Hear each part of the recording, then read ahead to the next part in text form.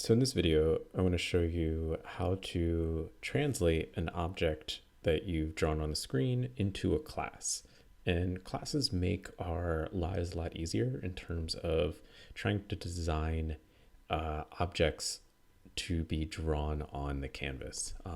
So if we want to have randomness or we want to have functionality, this is the way that you should sort of move into making your sketches work.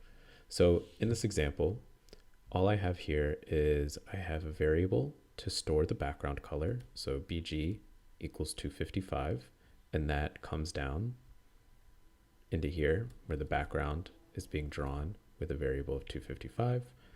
I have this set up as no loop, so that way we don't see this running all the time. The canvas is set to 400 pixels by 400 pixels. And here, all that's being drawn to the screen is a rectangle with a X position and a Y position. And the X position is a variable that will have a random point set by the width and a random point set within the height. And if you want to see those a little bit more clearly, print X POS. Okay, we can do this X position and then Y position, and we'll see this printed to the terminal down here.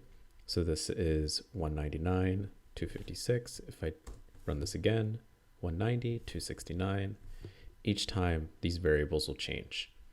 If I turn off no loop by commenting it out, we'll see it kind of goes all over the place, right? And that's because each time draw runs, it's looping through and giving this a random position. Turn that back on, and I'm gonna comment this out. Now, if I want to convert this object to a class, what I have to do is at the very bottom of my sketch, outside the function draw loop and outside the setup loop or setup function, I'm going to write class, and then I need to give this a name. So I'm going to call this car, for example, class car, and then open bracket and close bracket.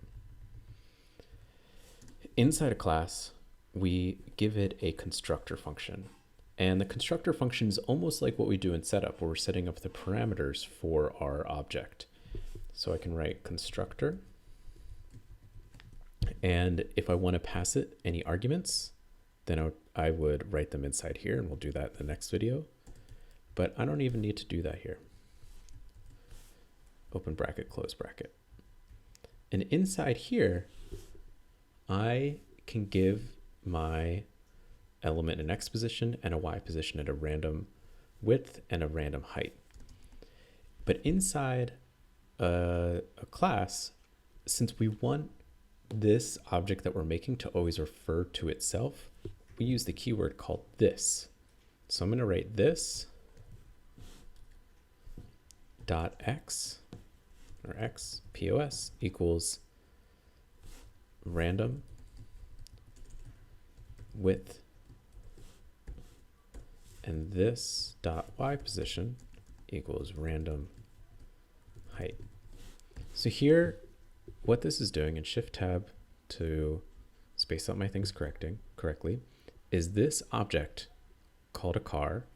Each time we make a new one, this object will have a random X position and a random Y position. Inside a class, I can also give it specific functions. So I can say, I want to show this in a particular way. I want this to move in a particular way. And so to do what we did here, what I would then write is a show function. And inside a class, you don't need to write function in front of it. It already just knows that it's a function. So show, come down here, close it out. And inside here, I would draw my rectangle. And since I want it to refer to the X and Y position that's been created, this dot X POS, this dot Y POS, and I'm going to make it 50 and 50. And we'll make this one red just so we can see the difference. So 255, 0, 0. I'm gonna run this. And no, so far nothing's happened, right? I drew this class, but nothing's happening. And that's because I have to actually make an object with this car.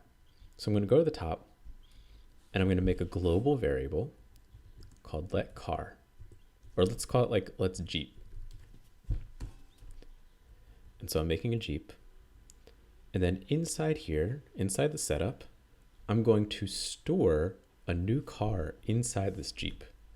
So if I do Jeep equals, and to create a car, or to create a an object, new car in parentheses. And the reason that I'm just doing parentheses closed is because if we look down here, I'm not passing it any arguments. If I was passing any arguments, which we'll do in the next video, then you'll see that it would create, then I would have to pass an argument at the top. For right now, just Jeep new car. And if I press play, again, nothing shows up.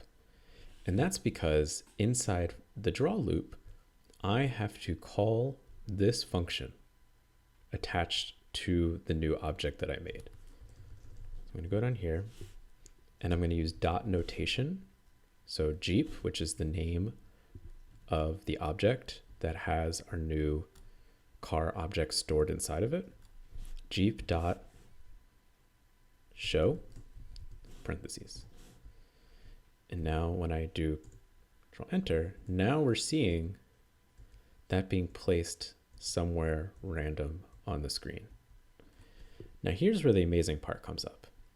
We've given this object of a Jeep a random X and a random Y, right?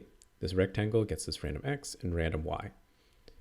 This one has a random X and a random Y generated every time. So when I turn off the loop, or turn the loop back on, then this is going to go all over the place. But this is going to stay static.